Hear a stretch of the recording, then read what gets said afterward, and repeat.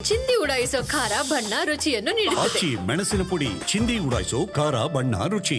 ಜಮ್ಮು ಕಾಶ್ಮೀರದ ಪಹಲ್ಗಾಮ್ ದಾಳಿಗೆ 7ನೇ ದಿನ ಪೂರ್ಣ ಆಯಿತು. ಇದೀಗ ಹಲವಾರು ಆಯಾಮಗಳಲ್ಲಿ ಎನ್ಐಎ ತನಿಖೆ ಮಾಡೋದಕ್ಕೆ ಅಂತ ಮುಂದಾಗ್ತಾ ಇದೆ. ಭಯೋತ್ಪಾದಕರು ಈ ದಾಳಿ ಮಾಡಿ ಎಸ್ಕೇಪ್ ಆಗಿದ್ದೆಲ್ಲಿ, ಯಾರ್ಯಾರ ಕೈವಾಡ ಇದೆ, ಯಾರ್ಯಾರು ಭಾಗಿಯಾಗಿದ್ದಾರೆ, ಈ ವಿಚಾರಗಳಿಗೆ ಸಂಬಂಧಪಟ್ಟಂತೆ ಹಲವಾರು ಆಯಾಮಗಳಲ್ಲಿ ಈಗ ತನಿಖೆ ನಡೀತಾ ಇದೆ. ನ್ಯಾಷನಲ್ ಇನ್ವೆಸ್ಟಿಗೇಷನ್ ಏಜೆನ್ಸಿ, ಭಾರತೀಯ ತನಿಖಾ ತಂಡ ಹಲವಾರು ಮಹತ್ವದ ಮಾಹಿತಿಗಳನ್ನು ಸಂಗ್ರಹಣೆ ಮಾಡಿದೆ. ಪ್ರತ್ಯಕ್ಷದರ್ಶಿಗಳು ಯಾರ್ಯಾರಿದ್ರು ಎಲ್ಲರಿಂದ ಸಾಕಷ್ಟು ಮಾಹಿತಿಗಳನ್ನು ಸಂಗ್ರಹಣೆ ಮಾಡಲಾಗಿದೆ. ಪಹಲ್ಗಾಮ್ನಲ್ಲಿ ನಡೆದಂತಹ ದಾಳಿ, ಇನ್ನು ಅಲ್ಲಿಂದ ಪುಲ್ವಾಮಾ ಕಡೆಗೆ ಉಗ್ರರು ಎಸ್ಕೇಪ್ ಆಗಿದ್ದಾರೆ ಅನ್ನೋ ಮಾಹಿತಿಗಳು ಲಭ್ಯವಾಗಿದೆ. ಅಂದರೆ ಒಂದು ಪ್ರಶ್ನೆ ತೀವ್ರವಾಗಿ ಕಾಡ್ತಾ ಇತ್ತು, ದಾಳಿ ಮಾಡಿದ ನಂತರ ಈ ಭಯೋತ್ಪಾದಕರು ಎಸ್ಕೇಪ್ ಆಗಿದ್ದಾದರೂ ಎಲ್ಲಿಗೆ ಅನ್ನೋ ಒಂದು ಪ್ರಶ್ನೆ ಕಾಡ್ತಾ ಇತ್ತು. ಇದಕ್ಕೆ ಸಂಬಂಧಪಟ್ಟಂತೆ ಈಗ ಪ್ರತ್ಯಕ್ಷದರ್ಶಿಗಳು ಯಾವ ಕಡೆ ಎಸ್ಕೇಪ್ ಆದರು, ಯಾವ ಕಡೆಗೆ ಓಡ್ ಹೋದರು, ಈ ಎಲ್ಲ ವಿಚಾರಗಳಿಗೆ ಸಂಬಂಧಪಟ್ಟಂತೆ ಮಾಹಿತಿ ಕೊಟ್ಟಿದ್ದಾರೆ. ಇನ್ನು ಪ್ರತ್ಯಕ್ಷದರ್ಶಿಗಳಿಂದ ಮಾಹಿತಿ ಕಲೆ ಹಾಕಿರುವಂತಹ ಎನ್ಐಎ ಅಧಿಕಾರಿಗಳು ಪಹಲ್ಗಾಮ್ನಲ್ಲಿ ಈ ಭಯೋತ್ಪಾದಕರು ದಾಳಿ ಮಾಡ್ತಾರೆ, ಶಸ್ತ್ರರಹಿತವಾದಂತಹ ನಾಗರಿಕರ ಮೇಲೆ ಹೇಡಿ ಭಯೋತ್ಪಾದಕರು ದಾಳಿ ಮಾಡ್ತಾರೆ, ಅವರ ಮೇಲೆ ದಾಳಿ ಮಾಡಿದ ನಂತರ ಅಲ್ಲಿಂದ ಪುಲ್ವಾಮಾ ಕಡೆಗೆ ಓಡ್ ಹೋಗಿದ್ದಾರೆ, ಪುಲ್ವಾಮಾ ಕಡೆಗೆ ಎಸ್ಕೇಪ್ ಆಗಿದ್ದಾರೆ ಅನ್ನೋ ಮಾಹಿತಿಗಳು ಲಭ್ಯವಾಗ್ತಾ ಇದೆ.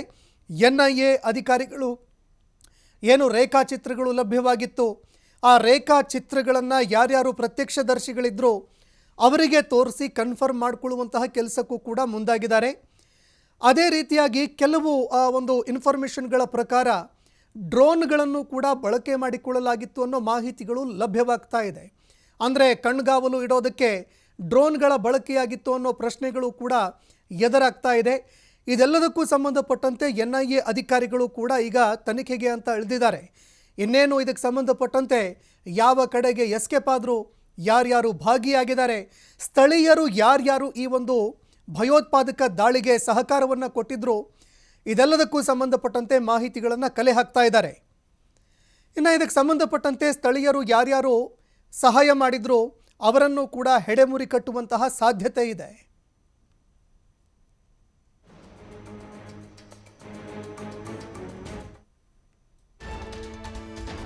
ಇನ್ನು ಪಹಲ್ಗಾಮ್ ದಾಳಿಯ ಹಿಂದೆ ಚೀನಾದ ಕೈವಾಡ ಏನಾದರೂ ಇದೆಯಾ ಅನ್ನೋ ಪ್ರಶ್ನೆ ಕಾಡ್ತಾ ಇದೆ. ಇಂತಹದ್ದೊಂದು ಅನುಮಾನ ಕಾಡೋದಕ್ಕೆ ಪ್ರಮುಖವಾಗಿರುವಂತಹ ಎವಿಡೆನ್ಸ್ಗಳು ಕೂಡ ಲಭ್ಯವಾಗಿದೆ. ಪಾಕಿಸ್ತಾನಕ್ಕೆ ಚೀನಾ ದೇಶ ಸಹಕಾರ ಕೊಟ್ಟಿದೆಯಾ ಅನ್ನೋ ಪ್ರಶ್ನೆ ಕಾಡ್ತಾ ಇದೆ. ಭಾರತದ ಬದ್ಧ ವೈರಿ ಮತ್ತೋರ್ವ ಬದ್ಧ ವೈರಿಗೆ ಏನಾದರೂ ಸಹಕಾರ ಕೊಡ್ತಾ? ಭಾರತೀಯ ತನಿಖಾ ತಂಡಗಳು ಯಾವಾಗ ತನಿಖೆಗೆ ಅಂತ ಇಳಿದ್ವು, ಕೆಲವು ಮಹತ್ವದ ಪುರಾವೆಗಳು ಲಭ್ಯವಾಗಿದೆ. ಈ ದಾಳಿ ನಡೆಯೋದಕ್ಕಿಂತ ಮುಂಚೆ 5 ದಿನಗಳ ಮುಂಚೆ ಚೀನಾ ಡ್ರೋನ್ಗಳು ಹಾರಾಟ ನಡೆಸಿದ್ದು ಅನ್ನೋ ಮಾಹಿತಿಗಳು ಲಭ್ಯವಾಗ್ತಾ ಇದೆ. ಚೀನಾದ ಡ್ರೋನ್ಗಳನ್ನು ಬಳಕೆ ಮಾಡಿಕೊಳ್ಳಲಾಗಿತ್ತು ಅನ್ನೋ ಮಾಹಿತಿಗಳು ಲಭ್ಯವಾಗ್ತಾ ಇದೆ. ಬೈಸರನ್ ಕಣಿವೆಯಲ್ಲಿ DJI ಡ್ರೋನ್ಗಳು ಹಾರಾಟ ಮಾಡ್ತಾ ಇರುವಂಥದ್ದು ಪತ್ತೆಯಾಗಿತ್ತು. ಈ ಡ್ರೋನ್ಗಳ ಮೂಲಕ ಕಣಿವೆಗೆ ಸಂಬಂಧಪಟ್ಟಂತೆ ಮಾಹಿತಿಗಳನ್ನು ಏನಾದರೂ ಕಲೆ ಹಾಕಿದ್ರಾ? ಅಂದರೆ ಈ DJI ಡ್ರೋನ್ ಏನಿದೆ ಇದು ಸಾಕಷ್ಟು ವೇಟ್ಗಳನ್ನು ಕೂಡ ಹೊತ್ಕೊಳ್ಳುತ್ತೆ. ಹೀಗಾಗಿ ಇದೇ ಡ್ರೋನ್ಗಳ ಮೂಲಕ ಆ ಕಣಿವೆ ಪ್ರದೇಶ ಏನಿತ್ತು, ಆ ಕಣಿವೆ ಪ್ರದೇಶಕ್ಕೆ ಶಸ್ತ್ರಾಸ್ತ್ರಗಳನ್ನು ಏನಾದರೂ ಪೂರೈಕೆ ಮಾಡಲಾಗಿತ್ತಾ? ಶಸ್ತ್ರಾಸ್ತ್ರಗಳನ್ನು ಪೂರೈಕೆ ಮಾಡೋದಕ್ಕೆ ಡ್ರೋನ್ಗಳನ್ನು ಬಳಕೆ ಮಾಡಿಕೊಳ್ಳಲಾಗಿತ್ತಾ ಅನ್ನೋ ಪ್ರಶ್ನೆ ಈಗ ಎಲ್ಲರನ್ನ ಕಾಡ್ತಾ ಇದೆ.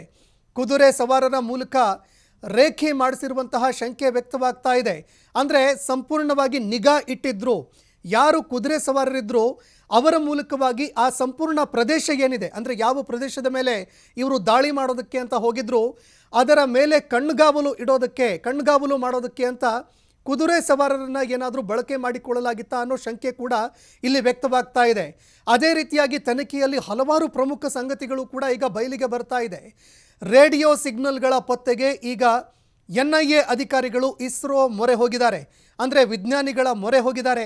ಯಾಕಂದರೆ ಯಾವುದೇ ಒಂದು ಡ್ರೋನ್ಗಳನ್ನು ಆಪರೇಟ್ ಮಾಡಬೇಕು ಅಂತಂದರೆ ರೇಡಿಯೋ ಆಪರೇಟಿಂಗ್ ಡಿವೈಸ್ಗಳನ್ನು ಬಳಕೆ ಮಾಡಿಕೊಳ್ಬೇಕಾಗತ್ತೆ. ಹೀಗಾಗಿ ಆ ರೇಡಿಯೋ ಸಿಗ್ನಲ್ಗಳೇನಿದೆ ಆ ಸಿಗ್ನಲ್ಗಳ ಪತ್ತೆಗೆ ಅಂತ ಈಗ ಎನ್ಐಎ ಅಧಿಕಾರಿಗಳು ಮುಂದಾಗ್ತಾ ಇದ್ದಾರೆ. ರೇಡಿಯೋಗಳನ್ನು ಒಂದು ವೇಳೆ ಪತ್ತೆ ಹಚ್ಚಿದ್ದೇ ಆದರೆ ಆಗ ಎಲ್ಲಿಂದ ಆಪರೇಟ್ ಮಾಡಿದ್ರು, ಅದೇ ರೀತಿಯಾಗಿ ಸ್ಥಳೀಯವಾಗಿ ಏನಾದರೂ ರಿಮೋಟ್ಗಳನ್ನು ತೆಗೆದುಕೊಂಡು ಆಪರೇಟ್ ಮಾಡಿದ್ರ ಅಥವಾ ಆನ್ಲೈನ್ ಮೂಲಕವಾಗಿ ಏನಾದರೂ ಆ ಡ್ರೋನ್ಗಳನ್ನು ಆಪರೇಟ್ ಮಾಡಲಾಗಿತ್ತಾ, ಇದೆಲ್ಲದಕ್ಕೂ ಸಂಬಂಧಪಟ್ಟಂತೆ ಮಾಹಿತಿಗಳನ್ನು ಕಲೆ ಹಾಕೋದಕ್ಕೆ ಅಂತ NIA ಅಧಿಕಾರಿಗಳು ಮುಂದಾಗ್ತಾ ಇದ್ದಾರೆ. ಈ ನಡುವೆ ಒಂದು ಆಘಾತಕಾರಿ ವಿಷಯ ಇಲ್ಲಿ ಬೆಳಕಿಗೆ ಬರ್ತಾ ಇರುವಂಥದ್ದು, ಯಾರು ಸ್ಥಳದಲ್ಲಿ ಇದ್ದರು ಕುದುರೆ ಸವಾರರು ಅವರ ಮೂಲಕವಾಗಿ ಆ ಪ್ರದೇಶದ ಮೇಲೆ ಕಣ್ಗಾವಲಿಟ್ಟಿದ್ರು ಅನ್ನುವಂತಹ ಒಂದು ಮಾಹಿತಿ ಕೂಡ ಲಭ್ಯವಾಗ್ತಾ ಇದೆ. ಹೀಗಾಗಿ ಕೆಲವು ಸ್ಥಳೀಯರು ಕೂಡ ಈ ಒಂದು ಭಯೋತ್ಪಾದಕ ದಾಳಿಗೆ ಕೈ ಜೋಡಿಸಿದ್ದಾರೆ ಅನ್ನೋ ಮಾಹಿತಿಗಳು ಕೂಡ NIA ಅಧಿಕಾರಿಗಳಿಗೆ ಲಭ್ಯವಾಗಿದೆ. ಇನ್ನು ಇದೇ ವಿಚಾರಕ್ಕೆ ಸಂಬಂಧಪಟ್ಟಂತೆ ಮತ್ತಷ್ಟು ಮಾಹಿತಿ ಕೊಡ್ತಾ ಹೋಗ್ತಾರೆ ನನ್ನ ಕಲೀಗ್ ಪ್ರಭು, ನೇರ ಸಂಪರ್ಕದಲ್ಲಿ ಜಾಯ್ನ್ ಆಗಿದ್ದಾರೆ. ಪ್ರಭು, ಪ್ರಮುಖವಾಗಿ ಕಾಡ್ತಾ ಇರುವಂತಹ ಪ್ರಶ್ನೆ ಎಲ್ರಿಗೂ ಕೂಡ ಇದೊಂದು ಡೌಟ್ ಆಗಿ ಕಾಡ್ತಾ ಇತ್ತು. ನೋಡಿ, ಚೀನಾದ ಒಂದು ಕೈವಾಡ ಇಲ್ಲದೆ ಈ ಒಂದು ಭಯೋತ್ಪಾದಕ ದಾಳಿಯನ್ನು ಮಾಡೋದಕ್ಕೆ ಸಾಧ್ಯ ಇಲ್ಲ. ಈಗಾಗಲೇ ಟ್ಯಾರಿಫ್ ಮೇಲೆ ಟ್ಯಾರಿಫು, ಮತ್ತೊಂದು ಮಗದೊಂದು ಅಂತ ಚೀನಾ ಬಹಳಷ್ಟು ಸಮಸ್ಯೆಗಳನ್ನು ಎದುರಿಸ್ತಾ ಇದೆ. ಇದೇ ಸಂದರ್ಭದಲ್ಲಿ ಏಕೈಕ ಆಪ್ಷನ್ನು ಭಾರತ ಹಾಗೂ ಪಾಕಿಸ್ತಾನದ ನಡುವೆ ಯುದ್ಧ ಹಚ್ಚೋದಕ್ಕೆ ಚೀನಾ ಏನಾದರೂ ಷಡ್ಯಂತ್ರ ಮಾಡ್ತಾ ಇದೆಯಾ ಅನ್ನೋ ಪ್ರಶ್ನೆ ಒಂದು ಕಡೆ ಆದರೆ, ಮತ್ತೊಂದೆಡೆ ಸ್ಥಳೀಯರ ಒಂದು ಸಹಕಾರ ಇಲ್ಲದೆ ಈ ಕೃತ್ಯ ನಡೆಯೋದಕ್ಕೆ ಸಾಧ್ಯವಿಲ್ಲ. NIA ಅಧಿಕಾರಿಗಳ ಒಂದು ತನಿಖೆ ವಿಚಾರದಲ್ಲಿ ಏನೆಲ್ಲ ಮಾಹಿತಿಗಳು ಲಭ್ಯವಾಗಿದೆ, ಈ ಬಗ್ಗೆ ಮತ್ತಷ್ಟು ಮಾಹಿತಿ ಕೊಡೋದಾದರೆ.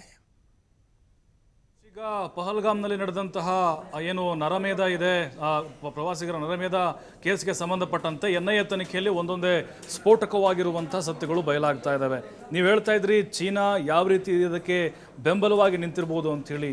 ಕೇವಲ ಇದೊಂದೇ ಅಷ್ಟೇ ಅಲ್ಲ, ಈ ಹಿಂದಿನ ಕೆಲವೊಂದಿಷ್ಟು ಭಾರತದಲ್ಲಿ ಆಗಿರುವಂತಹ ಉಗ್ರ ದಾಳಿಗಳು ಅಥವಾ ಸೈಬರ್ ದಾಳಿಗಳನ್ನ ನೋಡ್ತಾ ಹೋದರೆ ಚೀನಾದ ನರಿಬುದ್ಧಿ, ಕುತಂತ್ರಿ ಬುದ್ಧಿ ಇರೋದು ಭಾಳ ಸ್ಪಷ್ಟವಾಗಿ ಗೊತ್ತಾಗ್ತಾ ಇದೆ. ಸಂಸತ್ ಮೇಲೆ ದಾಳಿ ಆಗಿರ್ಬೋದು, ಮತ್ತು ಮಣಿಪುರದಲ್ಲಿ ಹಿಂಸಾಚಾರ ಆಯಿತು, ಅಲ್ಲೂ ಕೂಡ ಭಯೋತ್ಪಾದಕರು ಅಟ್ಟಹಾಸವನ್ನು ಮೆರೆದ್ರು. ಅದರ ಹಿಂದೆ ಕೂಡ ಚೀನಾದ ಕೈವಾಡ ಇದೆ. ಮ್ಯಾನ್ಮಾರ್ನಲ್ಲಿ ಇವರು ಭಯೋತ್ಪಾದಕರಿಗೆ ತರಬೇತಿಯನ್ನು ಕೊಟ್ಟು ಭಾರತದ ವಿರುದ್ಧ ಕತ್ತಿ ಮಸಿತಾ ಇದ್ರು ಅನ್ನೋದು ಕೂಡ ಕೆಲವೊಂದಿಷ್ಟು ವರದಿಗಳಿಂದ ಬಹಿರಂಗವಾಗಿತ್ತು. ಅದರ ಜೊತೆಗೆ ಏಮ್ಸ್ ಆಸ್ಪತ್ರೆ ಮೇಲೂ ಕೂಡ ಸೈಬರ್ ಒಂದು ದಾಳಿದ ಸಂದರ್ಭದಲ್ಲೂ ಕೂಡ ಇದರ ಹಿಂದೆ ಚೀನಾ ಕೈವಾಡ ಇದೆ ಅನ್ನೋದು, ಹೀಗೆ ಸಾಕಷ್ಟು ಉದಾಹರಣೆಗಳು ನಮ್ಮ ಮುಂದೆ ಸಿಗ್ತಾ ಹೋಗ್ತವೆ. ಆದರೆ ಇಲ್ಲಿ ಭಾರತದ ವಿರುದ್ಧ ಡ್ರ್ಯಾಗನ್ ರಾಷ್ಟ್ರ ಚೀನಾ ನಿರಂತರವಾಗಿ ಕತ್ತಿ ಮಸಿತಾ ಇದೆಯಾ ಅನ್ನುವಂಥದ್ದು ಬಹಳ ಸ್ಪಷ್ಟವಾಗಿ ಗೊತ್ತಾಗ್ತಿದೆ. ಈಗಾಗಲೇ ನಾವು ನೋಡ್ತಾ ಇದ್ದೀವಿ, ಭಾರತದ ಪರವಾಗಿ ಬಲಿಷ್ಠ ರಾಷ್ಟ್ರಗಳಾಗಿರುವಂಥ ಅಮೇರಿಕ, ರಷ್ಯಾ, ಫ್ರಾನ್ಸ್ ಆಗಿರ್ಬೋದು, ದೊಡ್ಡ ದೊಡ್ಡ ರಾಷ್ಟ್ರಗಳು ಕೂಡ ನಮ್ಮ ಪರವಾಗಿ ಯುದ್ಧವನ್ನು ಮಾಡ್ತೀವಿ ಅನ್ನೋ ಸಂದೇಶವನ್ನು ಕೊಟ್ಟಿದ್ದಾರೆ. ಆದರೆ ಚೀನಾ ಮತ್ತು ಟರ್ಕಿ ಏನಿದೆ, ಈ ಎರಡು ರಾಷ್ಟ್ರಗಳು ಪಾಕಿಸ್ತಾನದ ಪರವಾಗಿ ಬೆಂಬಲವಾಗಿ ನಿಂತಿದ್ದಾವೆ. ಈಗಾಗಲೇ ಶಸ್ತ್ರಾಸ್ತ್ರಗಳನ್ನು ಕೂಡ ಪೂರೈಕೆ ಮಾಡ್ತಿದ್ದಾರೆ. ಇಸ್ಲಾಮಾಬಾದ್ಗೂ ಕೂಡ ಕೆಲವೊಂದಿಷ್ಟು ಟ್ಯಾಂಕರ್ಗಳನ್ನು ಕಳಿಸ್ಕೊಡುವಂಥ ಕೆಲಸ ಆಗ್ತಿದೆ. ಈ ಮೂಲಕ ವಿಶ್ವ ಮಟ್ಟದಲ್ಲಿ ಗೊತ್ತಾಗ್ತಾ ಇದೆ, ಈ ಪಾಪಿ ಪಾಕಿಸ್ತಾನಕ್ಕೆ ಮತ್ತು ಭಯೋತ್ಪಾದಕರ ಕೃತ್ಯಗಳಿಗೆ ಚೀನಾ ಬೆಂಬಲವಾಗಿ ನಿಲ್ಲುವ ಮೂಲಕ ಭಾರತದ ವಿರುದ್ಧ ಜಿದ್ದು ತೀರಿಸಿಕೊಳ್ಳುವಂಥ ಒಂದು ಪ್ರಯತ್ನವನ್ನು ಮಾಡ್ತಾ ಇದೆ. ಯಾಕಂದರೆ ಪಾಕಿಸ್ತಾನ ಮತ್ತು ಚೀನಾದ ಒಂದು ಸಂಬಂಧ ನಿರಂತರವಾಗೂ ಕೂಡ ಅದು ಅನ್ಯೋನ್ಯವಾಗಿದೆ ಮತ್ತು ಕೆಲವೊಂದಿಷ್ಟು ಒಪ್ಪಂದಗಳಾಗಿದ್ದಾವೆ. ಆರ್ಥಿಕವಾಗೂ ಕೂಡ ಪಾಕಿಸ್ತಾನದ ಬೆಂಬಲಕ್ಕೆ ನಿಂತಿದೆ. ಯಾವ ರಾಷ್ಟ್ರಗಳು ಕೂಡ ಪಾಕಿಸ್ತಾನದೊಂದಿಗೆ ಕೈ ಜೋಡಿಸ್ತಾ ಇಲ್ಲ, ಅವನು ದೂರ ಇಟ್ಟಿದ್ದಾವೆ, ಏಕಾಂಗಿಯನ್ನು ಮಾಡಿದ್ದಾವೆ. ಆದರೆ ಚೀನಾ ಮಾತ್ರ ಆರ್ಥಿಕವಾಗಿ ಅವರಿಗೆ ಸಾಲ ಕೊಡೋದಾಗಿರ್ಬೋದು, ರಕ್ಷಣಾತ್ಮಕ ಒಪ್ಪಂದಗಳಾಗಿರ್ಬೋದು ಮತ್ತು ಕೆಲವೊಂದಿಷ್ಟು ಯುದ್ಧ ಸಾಮಗ್ರಿಗಳನ್ನು ನಿರಂತರವಾಗಿ ಸರಬರಾಜು ಮಾಡ್ತಾ ಇದೆ. ಇಲ್ಲೇ ಗೊತ್ತಾಗ್ತಾ ಇದೆ ಪಾಕಿಸ್ತಾನದ ಹಿಂದೆ ಚೀನಾದ ಕೈವಾಡ ಇದೆ ಅನ್ನೋದು. ಬಟ್ ಮೊನ್ನೆ ಕೂಡ ದಾಳಿ ಆದಂಥ ಸಂದರ್ಭದಲ್ಲಿ ಈ 4-5 ಜನ ಉಗ್ರರು ಏನು ಅಟ್ಯಾಕ್ ಅನ್ನು ಮಾಡಿದ್ರು, 22 ಕಿಲೋಮೀಟರ್ ಆ ಪೈನ್ ಕಾಡುಗಳನ್ನ ನಡ್ಕೊಂಡು ಬಂದಿದ್ರು. ಅಂದರೆ ಅವರ ಹಿಂದೆ ಕೆಲವೊಂದಿಷ್ಟು ಲೋಕಲ್ ಟೆರರಿಸ್ಟ್ಗಳು ಕೂಡ ಕೆಲಸ ಮಾಡಿರುವಂಥ ಸಾಧ್ಯತೆಗಳಿದ್ದಾವೆ. ಚೀನಾದ ಆರ್ಥಿಕವಾದಂಥ ಒಂದು ಸಹಾಯ ಮತ್ತು ಭಾರಿ ಶಸ್ತ್ರಾಸ್ತ್ರಗಳನ್ನು ಕೂಡ ಇವರು ಅವರಿಗೆ ಕೊಟ್ಟಿರುವಂತಹ ಎಲ್ಲ ಮುನ್ಸೂಚನೆಗಳು ಸಿಗ್ತಾ ಇದ್ದಾವೆ. ಹಾಗಾಗಿ NIA ಅಧಿಕಾರಿಗಳು ಕೂಡ ಇಸ್ರೋ ಮೊರೆ ಹೋಗಿದ್ದಾರೆ. ಸ್ಯಾಟಲೈಟ್ ಕೆಲವೊಂದಿಷ್ಟು ಫುಟೇಜ್ಗಳನ್ನು ತರಿಸಬೇಕು ಅನ್ನುವಂಥ ಒತ್ತಾಯವನ್ನು ಮಾಡ್ತಾ ಇದ್ದಾರೆ. ಬಟ್ ಈಗ ಚೀನಾದ ಉದ್ದೇಶ ಮಾತ್ರ ಇಲ್ಲಿ ಸಕ್ಸಸ್ ಆಗಬೇಕು. ಯಾಕಂದರೆ ಅಮೇರಿಕದ ಜೊತೆಗೆ ನಾವು ಉತ್ತಮವಾದಂಥ ಒಡನಾಟವನ್ನು ಹೊಂದಿದ್ದೇವೆ ಮತ್ತು ಆರ್ಥಿಕವಾಗೂ ಕೂಡ ಮುನ್ನುಗ್ತಾ ಇದ್ದೇವೆ. ಅದರ ಜೊತೆಗೆ ಈಶಾನ್ಯ ರಾಜ್ಯಗಳ ಮೇಲೆ ನಿರಂತರವಾಗಿ ಈಗ ಪಾಕಿಸ್ತಾನ ನಮ್ಮದು ಅನ್ನುವಂಥ ಒಂದು ತಗಾದೆಯನ್ನು ತೆಗಿತಾನೆ ಇದೆ. ಸಾಕಷ್ಟು ಏನು ಪ್ರದೇಶಗಳನ್ನು ಆಕ್ರಮಣ ಮಾಡ್ತಾನೆ ಇದೆ. ಆ ಒಂದು ವಿವಾದ ಆಗಿರ್ಬೋದು. ಅದರ ಜೊತೆಗೆ ನಮ್ಮ ಜೊತೆಗೆ ಉತ್ತಮವಾದಂಥ ಒಡನಾಟವನ್ನು ಹೊಂದಿಲ್ಲದಿರುವುದು ಮತ್ತು ಪಾಕಿಸ್ತಾನದ ಜೊತೆಗೆ ಉತ್ತಮ ಸ್ನೇಹ ಹೊಂದ ಮೂಲಕ ನಮ್ಮ ಮೇಲೆ ಜಿದ್ದು ತೀರಿಸಿಕೊಳ್ಳುವಂಥ ಒಂದು ಪ್ರಯತ್ನವನ್ನು ಮಾಡ್ತಿದೆ ಅನ್ನೋದು ಬಹಳ ಸ್ಪಷ್ಟವಾಗಿ ಕ್ಲಿಯರ್ ಆಗ್ತಾ ಇದೆ. ಯಾಕಂತ ಹೇಳಿದ್ರೆ ಇತ್ತೀಚೆಗೆ 2001 ಆದಮೇಲೆ ನಾವು ದಾಳಿಗಳನ್ನು ನೋಡ್ತಾ ಇದ್ರೆ ಬಹಳ ಕಡಿಮೆ ಆಗಿತ್ತು. 370 ರದ್ದಾದ ಮೇಲೆ ದಾಳಿಗಳ ಸಂಖ್ಯೆ ಬಹಳ ಕಡಿಮೆ ಆಗಿತ್ತು. ಆದರೆ ಏಕಾಏಕಿಯಲ್ಲಿ ಉಗ್ರರು ಹೇಗೆ ಒಳನುಸುಳಿದ್ರು, ಅದರ ಜೊತೆಗೆ ಅವರ ಹಿಂದೆ ಯಾರಿದ್ದಾರೆ ಅನ್ನೋದು ಪಾಕಿಸ್ತಾನ, ಅದರ ಜೊತೆಗೆ ಅಲ್ಲಿನ ಗುಪ್ತಚರ ಇಲಾಖೆ ISIS ಏನಿದೆ, ಅದರ ಜೊತೆಗೆ ಚೀನಾ ಸರ್ಕಾರ ಕೂಡ ಈ ಮೂಲಕ ಕೈ ಜೋಡಿಸಿದೆ. ಆದರೆ ಇಲ್ಲಿ ಒಂದು ಒತ್ತಾಯ ಕೇಳಿ ಬರ್ತಾ ಇದೆ. ಪ್ರಧಾನಿ ನರೇಂದ್ರ ಮೋದಿಯವರು ಕ್ಸಿ ಜಿನ್ಪಿಂಗ್ ಏನಿದ್ದಾರೆ ಚೀನಾದ ಅಧ್ಯಕ್ಷ ಅವರಿಗೆ ಮನವಿಯನ್ನು ಮಾಡಿಕೊಳ್ಬೇಕು ಅಥವಾ ಅವ್ರ ಜೊತೆಗೆ ಮಾತುಕತೆ ನಡೆಸಬೇಕು. ಇಲ್ಲಿ ನೀವು ಪಾಕಿಸ್ತಾನದ ಜೊತೆಗೆ ಕೈ ಜೋಡಿಸಬಾರ್ದು ಅಂತ ಯಾಕೆ ಇವರು ಮಾತುಕತೆ ನಡೆಸ್ತಾ ಇಲ್ಲ ಅನ್ನುವಂಥ ಪ್ರಶ್ನೆನ ಸಹಜವಾಗಿ ಕೇಳ್ತಾ ಇದ್ದಾರೆ. ಆದರೆ ಇಲ್ಲಿ ಅಂತಾರಾಷ್ಟ್ರೀಯ ಮಟ್ಟದಲ್ಲಿ ನಾವು ನೋಡ್ತಾ ಹೋದ್ರೆ ಪಾಕಿಸ್ತಾನ ಒಬ್ಬಂಟಾಗಿದೆ. ಚೀನಾದ ಬೆಂಬಲ ಸಿಕ್ಕರೂ ಅಷ್ಟೇ, ಆ ಬೆಂಬಲ ನಮಗೆ ಸಿಗದೇ ಇದ್ರು ಅಷ್ಟೇ. ಆದರೆ ಬಲಿಷ್ಠ ರಾಷ್ಟ್ರಗಳು ನಮ್ಮ ಪರವಾಗಿ ನಿಂತಿರೋದ್ರಿಂದಾಗಿ ಯಾರ ಸಹಾಯವೂ ಕೂಡ ಭಾರತಕ್ಕೆ ಅನಿವಾರ್ಯತೆ ಇಲ್ಲ ಅನ್ನೋದು ಸದ್ಯ ಗೊತ್ತಾಗ್ತಾ ಇದೆ. ಆದರೆ ಈಗ NIA ಕೆಲವೊಂದಿಷ್ಟು ಮಾಹಿತಿಗಳನ್ನು ಕೊಟ್ಟಿರೋ ಪ್ರಕಾರ ಈ ಡ್ರೋನ್ಗಳ ಹಾರಾಟ ಆಗಿರ್ಬೋದು, ಅದರ ಜೊತೆಗೆ AK-47 ಮತ್ತೆ A4 ಗನ್ ಏನಿದೆ, ಅಂದರೆ A4 ಗನ್ ಅಮೆರಿಕ ನಿರ್ಮಿತ ಒಂದು ಅಷ್ಟು ಹೈ ಸೆಕ್ಯೂರ್ಡ್ ಆಗಿರುವಂತಹ ಕೆಲವೊಂದಿಷ್ಟು ಶಸ್ತ್ರಾಸ್ತ್ರಗಳು ಹೇಗೆ ಇವ್ರ ಹತ್ರ ಬಂದು ಅನ್ನೋದನ್ನ ಹುಡುಕಾಡ್ತಾ ಹೋದಾಗ ಇದರ ಹಿಂದೆ ಚೀನಾದ ಕರಿನೆರಳಿದೆ. ಉಗ್ರರನ್ನ ಮುಂದೆ ಬಿಟ್ಟು ಪಾಕಿಸ್ತಾನದ ಜೊತೆಗೆ ಕೈ ಜೋಡಿಸಿ ಭಾರತದ ವಿರುದ್ಧ ತನ್ನ ಹಗೆತನವನ್ನ ಸಾಧಿಸುವಂತಹ ಒಂದು ಪ್ರಯತ್ನವನ್ನ, ತಮ್ಮ ನರಿಬುದ್ಧಿಯನ್ನ ಚೀನಾ ಮುಂದುವರಿಸಿದೆ ಅನ್ನೋದು ಕೆಲವೊಂದಿಷ್ಟು ಸಾಕ್ಷ್ಯಾಧಾರಗಳಿಂದ ಇಲ್ಲಿ ಪ್ರೂವ್ ಆಗ್ತಾ ಇದೆ. NIA ತನಿಖೆ ಆದಮೇಲೆ ಅದರ ಸತ್ಯಾಸತ್ಯತೆ ಗೊತ್ತಾಗಲಿದೆ. ಸಂತೋಷ್, ಧನ್ಯವಾದಗಳು ಪ್ರಭು ನಿಮ್ಮೆಲ್ಲ ಮಾಹಿತಿಗೆ. ಈಗ ಕೆಲವು ಅನುಮಾನಗಳು, ಕೆಲವು ಪ್ರಶ್ನೆಗಳು ಕೂಡ ಎದುರಾಗ್ತಾ ಇದೆ. NIA ಅಧಿಕಾರಿಗಳು ಈ ವಿಚಾರಕ್ಕೆ ಸಂಬಂಧಪಟ್ಟಂತೆ ತನಿಖೆಗೆ ಇಳಿತಾರೆ. ಆಗ ಪ್ರಮುಖವಾಗಿ ಕಾಡುವಂತಹ ಒಂದು ಪ್ರಶ್ನೆ, ಈ ಭಯೋತ್ಪಾದಕರು ಸಾಮಾನ್ಯ ಜನರಂತೆ, ಸಾಮಾನ್ಯ ಜನರ ಜೊತೆಯಲ್ಲಿ ಬೆರೆಯೋದಕ್ಕೆ ಕಾರಣ ಏನಾಯಿತು? ಅದೇ ರೀತಿಯಾಗಿ ಬೈಸರನ್ನ ಕಣಿವೆಗೆ ಸಂಬಂಧಪಟ್ಟಂತೆ ಸಂಪೂರ್ಣ ಮಾಹಿತಿಗಳನ್ನು ಕಲೆ ಹಾಕೋದಕ್ಕೆ ಹೇಗೆ ಸಾಧ್ಯ ಆಯಿತು ಅನ್ನುವಂತಹ ಪ್ರಶ್ನೆಗಳು ಕಾಡ್ತಾ ಹೋಗುತ್ತೆ. ಈ ಸಂದರ್ಭದಲ್ಲಿ ಎದುರಾಗ್ತಾ ಇರುವಂತಹ ಕೆಲವು ಶಂಕೆಗಳಿಗೇನೆಂದರೆ, ಬೈಸರನ್ ಕಣಿವೆಯಲ್ಲಿ ಜನಸಂದಣಿ ಎಷ್ಟಿದೆಯಾ ಅಂತ ತಿಳಿದುಕೊಳ್ಳೋದಕ್ಕೆ ಡ್ರೋನ್ಗಳನ್ನು ಬಳಕೆ ಮಾಡಲಾಗಿತ್ತು ಅನ್ನುವಂತಹ ಒಂದು ಮಾಹಿತಿ ಈಗ ಲಭ್ಯವಾಗ್ತಾ ಇದೆ. ಅಂದರೆ 4-5 ದಿನಗಳ ಮುಂಚೆ ಏನು ಮಾಡ್ತಾರೆ ಅಂತಂದರೆ, ಚೀನಾದಿಂದ ನಿರ್ಮಿತವಾಗಿರುವಂತಹ ಒಂದು ಡ್ರೋನ್ ಬಳಕೆ ಮಾಡ್ತಾರೆ. ಆ ಡ್ರೋನ್ ಬಳಕೆ ಮಾಡಿಕೊಂಡು ಮೇಲಿಂದ ಮೊದಲು ಮ್ಯಾಪಿಂಗ್ ಮಾಡ್ಕೊಳ್ತಾರೆ. ಅಂದರೆ ಸಂಪೂರ್ಣವಾಗಿ ಆ ಕಣಿವೆ ಪ್ರದೇಶ ಯಾವ ರೀತಿಯಾಗಿ ಇದೆ ಅಂತ ಮೇಲಿಂದ ಸಂಪೂರ್ಣವಾಗಿ ಅದರ ಒಂದು ಪಿಕ್ಚರನ್ನು, ಇಲ್ಲಿ ಇಮೇಜನ್ನು ಅವರು ಬಿಲ್ಡ್ ಮಾಡ್ಕೊಳ್ತಾರೆ. ಅದೇ ರೀತಿಯಾಗಿ ಎಷ್ಟು ಜನ ಬರ್ತಾ ಇದ್ದಾರೆ, ಅಂದರೆ ಒಂದು ವಿಧ್ವಂಸಕ ಕೃತ್ಯವನ್ನು ಎಸಗಬೇಕು ಅಂತಂದರೆ ಎಷ್ಟು ಜನ ಇದ್ದಾರೆ ಅನ್ನುವಂಥದ್ದು ಕೂಡ ಇಲ್ಲಿ ಗೊತ್ತಾಗಬೇಕಾಗತ್ತೆ. ಅದಕ್ಕಾಗಿ ಇಲ್ಲಿ ಡ್ರೋನ್ ಬಳಕೆ ಮಾಡ್ಕೊಳ್ತಾರೆ. ಮತ್ತೊಂದೆಡೆ ಬೈಸರನ್ ಕಣಿವೆಗೆ ಡ್ರೋನ್ಗಳ ಮೂಲಕವಾಗಿ ಶಸ್ತ್ರಾಸ್ತ್ರಗಳನ್ನು ಕೂಡ ಪೂರೈಕೆ ಮಾಡಿದ್ದಾರೆ ಅನ್ನುವಂತಹ ಒಂದು ಇಲ್ಲಿ ಅನುಮಾನ ಕೂಡ ಕಾಡ್ತಾ ಇದೆ. ಇನ್ನು ಕುದುರೆ ಸವಾರರ ಮೂಲಕವಾಗಿ ಆ ಬೈಸರನ್ ಕಣಿವೆ ಏನಿತ್ತು ಅಲ್ಲಿನ ಮಾಹಿತಿಗಳನ್ನು, ಅಂದರೆ ಸೂಕ್ಷ್ಮವಾಗಿರುವಂತಹ ಕೆಲವು ಮಾಹಿತಿಗಳನ್ನು ಕೂಡ ಅವರು ಸಂಗ್ರಹಣೆ ಮಾಡಿದ್ರು ಅನ್ನೋ ಅನುಮಾನ ಕಾಡ್ತಾ ಇದೆ. ಕುದುರೆ ಸವಾರರಿಗೆ ಕೆಲವು ಹಣದ ಆಮಿಷಗಳನ್ನು ತೋರಿಸಿ ಅವರಿಂದ ಮಾಹಿತಿಗಳನ್ನು ಕಲೆ ಹಾಕಿರುವಂತಹ ಒಂದು ಶಂಕೆ ಕೂಡ ಕಾಡ್ತಾ ಇದೆ. ಇನ್ನು ಪ್ರವಾಸಿಗರ ಜೊತೆಯಲ್ಲಿ ಬೆರೆಯೋದಕ್ಕೆ ಅಂತ ಸ್ಥಳೀಯರ ವೇಷಭೂಷಣಗಳನ್ನು ತೊಟ್ಟು ಇವರಲ್ಲಿ ತಿರುಗಾಡಿದ್ದಾರೆ ಅನ್ನೋ ಮಾಹಿತಿಗಳು ಕೂಡ ಲಭ್ಯವಾಗ್ತಾ ಇದೆ. ಅಲ್ಲಿನ ಗುರುತಿನ ಚೀಟಿಗಳನ್ನು ಕೂಡ ಇವರು ಬಳಕೆ ಮಾಡಿಕೊಂಡಿದ್ದಾರೆ ಅನ್ನೋ ಅನುಮಾನ NIA ಅಧಿಕಾರಿಗಳಿಗೆ ಕಾಡ್ತಾ ಇದೆ. ದಾಳಿ ನಂತರ ಇವರು ಪರಾರಿಯಾಗಿದ್ದಾದರೂ ಹೇಗೆ ಅನ್ನೋಂಥ ಒಂದು ಪ್ರಶ್ನೆ ಕೂಡ ಇಲ್ಲಿ ಕಾಡ್ತಾ ಇತ್ತು. ಅರು ನಾಗ್ಬಾಲ್ನ ಒಂದು ಮೇಲಿನ ಪ್ರದೇಶಗಳ ಕಡೆಗೆ ಇವರು ಪರಾರಿಯಾಗಿದ್ದಾರೆ ಅನ್ನೋ ಒಂದು ಮಾಹಿತಿ ಲಭ್ಯವಾಗ್ತಾ ಇದೆ.